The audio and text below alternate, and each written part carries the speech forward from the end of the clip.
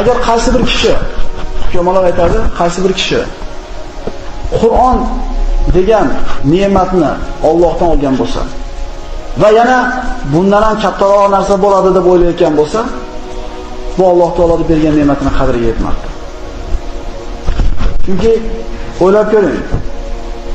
Osmon yerda yo'qdan bor qilgan Parvardigorning so'zini takrorlashlik ne'mati berilgan bo'lsa bir insonga va boshqa hamma ne'matni tasavvur qiling. Qanaqa ne'mat bo'lishidan qat'iy nazar baribir kun yo'qib ketadi. Kullu man alayha fan va yabqa wajhu robbika zul jalali val ikrom. Yer yuzida qanaqa ne'mat bo'lsa, yer yuzida nima bo'lsa, bu foni yo'qib ketadi. Faqat Parvardigorning go'zal yuzi qoladi.